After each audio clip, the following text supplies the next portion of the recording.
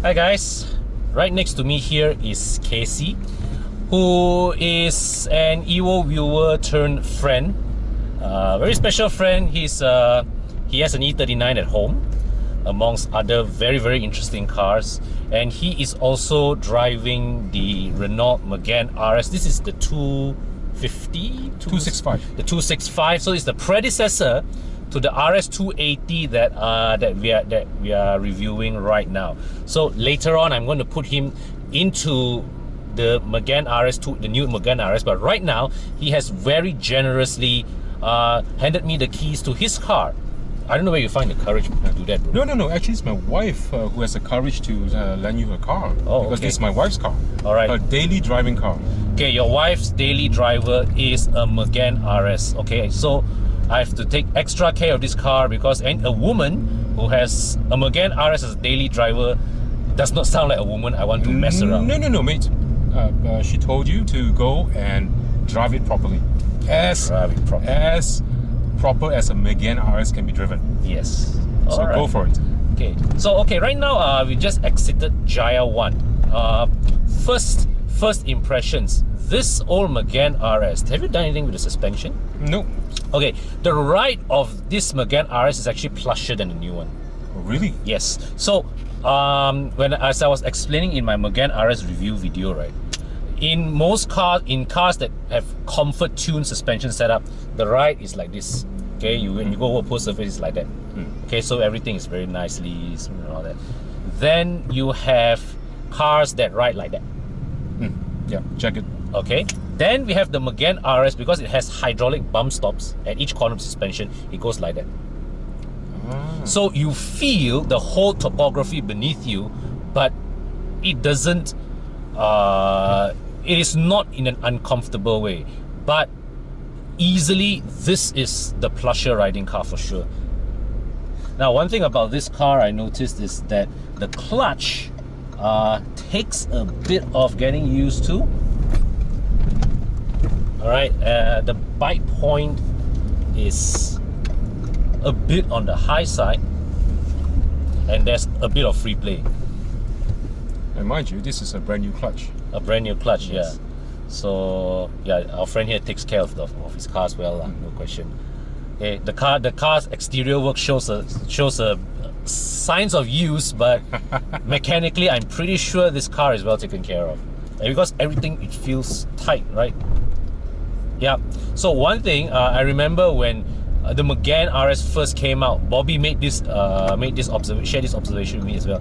Many of us when we first tested the previous Megane RS, right, a lot of us during our first few moments with the car, always mati engine. I also kena a few times. This clutch takes a bit of learning, but that is the whole, I would say, the appeal of a car like the Megane RS, because this is not a car that hands you all its performance on a silver platter. This car, it makes you learn its tricks. I think it's a lot more interesting than, say, a Golf GTI. Oh, easily, yeah. I mean, my wife graduated from the Golf GTI, which was a previous car, and when she got this car, she found it so fascinating. Yes. It didn't take 1 day, 2 days, or 3 days to learn. It took a couple of weeks for her to really exploit the car. Yes. And I recently did a Genting run, and I felt that, that run up was easily not a very good one.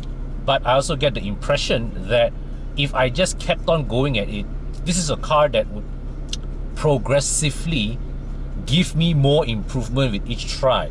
Whereas versus a lot of other hot hatches in the market, at your first 2 tries, right, you already know the full extent of the car's capabilities.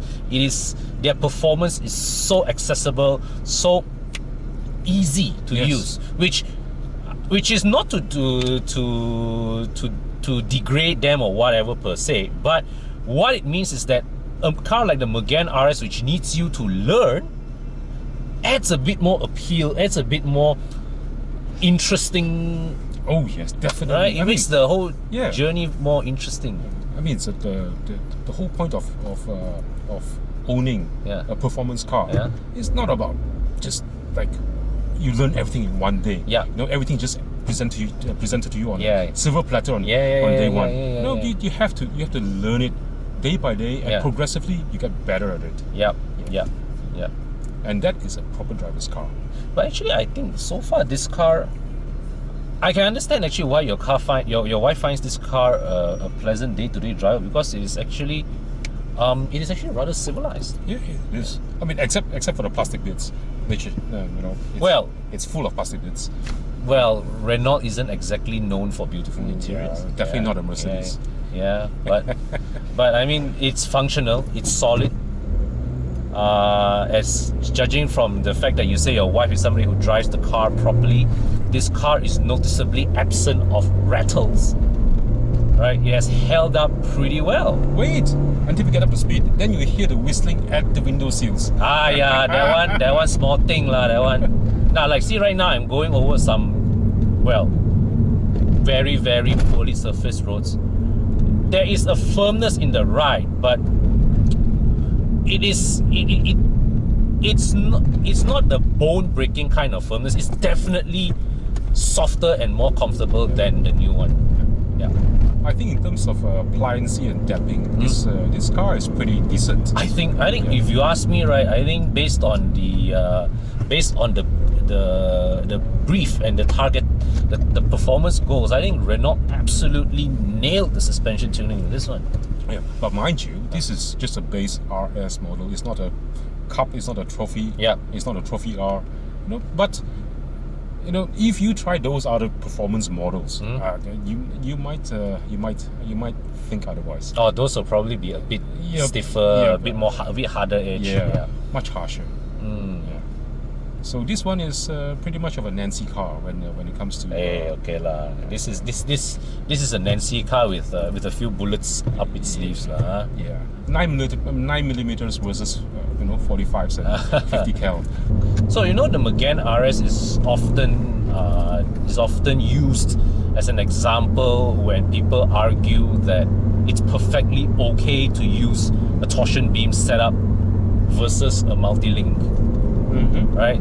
I always argue that why the Megane RS handles so well, it is because the Renault engineers really put in their homework to fine-tune or tune away all the shortcomings of the torsion beam and produce a thoroughly fun car to drive. What do you? Yes, absolutely. I mean, as long as they have put in their bloody homework, as you say, it can be a fantastic car. But also one thing about cars with torsion beam I noticed is that it is only with a torsion beam car, right, that you are able to that the engineers are able to tune a bit of a pivot effect when you turn. Yes. Right? They get the tail to step out a bit just to point the nose a bit more into the corner. That's right. That's what I noticed with torsion beam cars. That's right. Cars with multi-link, right, they don't have that kind of behavior. No. I think once I get past the clutch bite point, right, I think this is a car that is very easy to live with. Yes. Right? The ride is beautiful. The engine is tractable. Yes. And it corners so well. Yes. And that's why my wife drives it on a daily basis in rush hour. It's not a problem at all. Yeah. Go for it, man. Go for it. Go for it. Oh my god. Now this engine, quite obviously, it does not pull as hard as the 1.8 in the current RS 280. But bear in mind one more thing. This is a 2-liter engine, so it has an extra 200 cc's of displacement. And as a result, right, it doesn't pull as hard as the 1.8, but you also feel that this engine has that reserve in it. Alright, that extra bit of reserve in it. I think in terms of the torque curve, I think this one is a bit flatter. Yes, yes. That is what you get when you don't max out the tune of your engine. You give a bit of room, that it allows the torque curve to be flatter. 265 PS, this thing is still a potent machine. It's pretty decent. Yeah. I mean, compared to the Golf GTI, which my wife had, the Mark 6 version. Yeah. This car, it's so Yeah. It's beautiful. Yeah. It's like opening a Christmas present. Ah. I can see that this car is a keeper for the two of you. Yeah, for her, yes. Yeah. Yes. The new Megane R.S. Well, later on when I drive it. Oh yes, I'm And curious. we'll see. I'm interested to hear your opinion of Yeah. that car, because you are obviously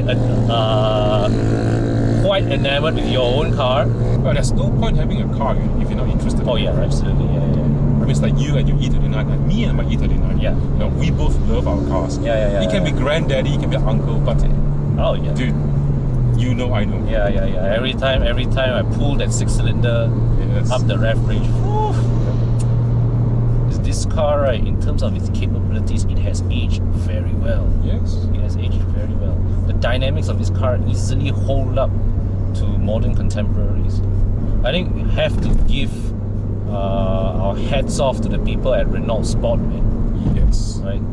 They did their homework. When I test drove this car, Yeah. the 250 trophy Yeah. on Sepang, Yeah. that was beautiful. Yeah. Beautiful.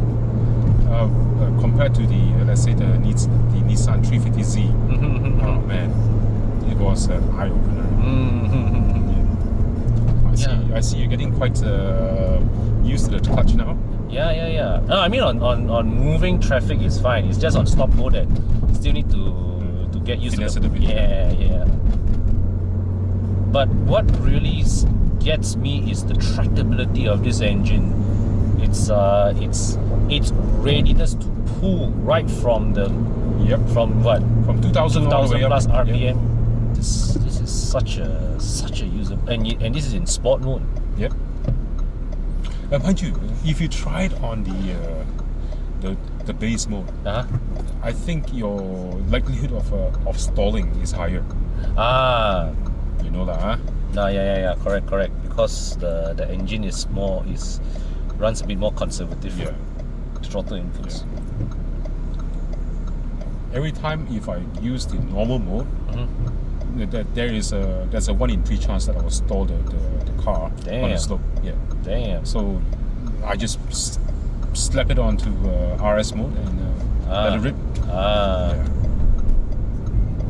It's actually a lot more drivable in RS mode. Yeah. Surprisingly. Okay. Yeah, actually, the drivability of this car is fantastic. It's such an easy car to drive. Yep. Decent amount of space. Yep. You know, everything's logically placed. Yep. Yep. And the gear lever, it falls right to hand. Uh-huh. Yep. Actually, have you ever figured out the logic of this? Don't bother. You don't seem like someone who would use cruise control. But Dude, man, let's not. I mean, would you on a highway? would you cruise control No. a Megane R.S, No, right? you don't. What do you think of the new A200? Well, let's just say that the A-Class looks beautiful, but the Renault is solid. Yeah. Actually, you are talking about the new Renault, of course. No, actually, yours also. It's not fancy, but there are no rattling panels. Everything it feels tight. The panels feel tight. You see, the thing is that, right, your dashboard is not plush, but it is solid. Yeah. That is my Yes. Solid hard plastic. yes. It doesn't feel flimsy. The parts are not flimsy.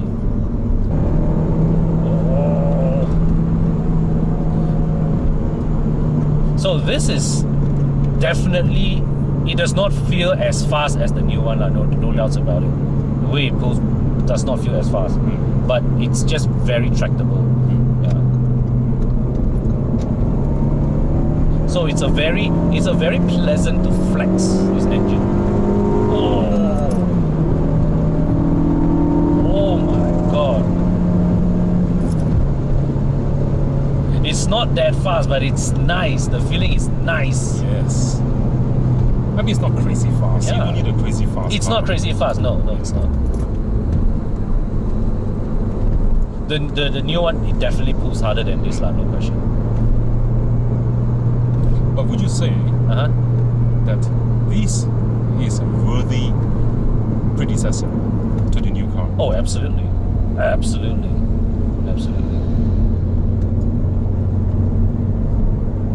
I think the new car it offers what you have here in, on one hand, a slightly edgier package, yet on the same time, they also make it more accessible to a wider audience. So they still have the manual to cater to the hardcore fellers like yourself, and they try to appeal to a wider market by having a DCT option. Yeah, and of course now they give you extra doors at the back, so the rear is more spacious, and it is a Megane. It now becomes a Megane R.S that you can enjoy, whilst you can still enjoy the same level of driving pleasure, but with a bit more practicality. You do sacrifice one thing, I have to admit, with regards to this car's rather unique shape. Yes. Right? This Megane R.S is distinctive.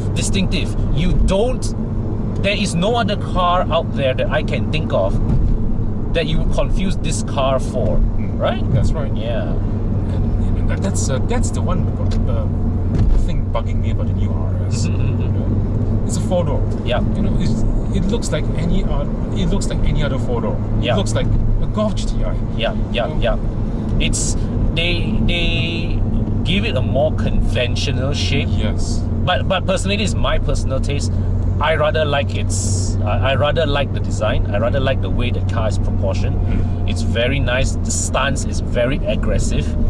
But I do also, at the same time, by the same token, I also acknowledge that this current Megane RS, in terms of its design, it is rather special. Yes, it's interesting. It is interesting. There's nothing else like this in the market. Yeah. But of course, you do know that your dashboard is the same as the Fluence, right? Dude, everything here is the same. It's catastrophic. Yeah. But what the hell? But it doesn't matter because wait. I've got this little red line here. well, but you see, the thing is that sometimes you have to look at it this way also. Why distract yourself from what really matters? Yeah. Look, I'd rather Renault spend the money on the drivetrain, on the chassis, on the engine. Yeah. Look, oh, there's no doubts about it, mate. They spent a lot of, I think, not just money, but you can really tell from the way how everything works so well together that they have spent a lot of effort. I think you can throw money at a problem, but effort and thought is not something that you can easily reproduce. That's true. Right? That's true. I mean, this Megane is. I mean, it started off as a pretty humble car. Yeah. I mean, it's just a daily driver yes. for most people. Yes. But the fact that that Renault actually took the time and effort to make it something special. Yeah, and I think that's the other appeal of the Megane RS, not just the present one, this one or what, but this line, right, that began with the Megane R26R. Yes. It is about Renault taking a regular car, all right, that most journalists argue as meh, and just fine-tuning it so well that it becomes It's a wow car. Yeah. I mean, for the price range, what else could you get back then? Yeah. You know, Golf GTI. Yes. Yeah. But you know, that's that. Yeah. You know? Yeah. And then you have the Golf R, which cost a lot more back then. Yeah. Yeah. You know? And the Civic Type R, Yeah. which was, I mean, it appealed to a different market. Yeah. You know, But and what? oh, there was a time when this car was launched, the Toyota 86. Yes. Yeah. Yes. But the Toyota 86, 200 horsepower. Yeah. You know, it's pretty light. Yeah. I mean, it's a nice driver's car. Yeah. But in terms of outright performance, Yeah. look, it's not going to trouble this car at all. No. Yeah. But it's still a very good car. Yeah. I think the 86, in stock form, like, at least, will only keep up with your car. In the twisties. Yeah, on twisties. Yeah. Otherwise, on straight lines, no way lah. No lah. 200 to 265, no way lah. Yeah. No argument. Okay. Well, this is thank you for letting me behind the wheel of your car. Hey, mate, you're more than welcome. Please convey my thanks to your wife. And after this, we are putting Casey behind the wheel of the new one. Oh, that'd be great. Yes. Looking forward to it.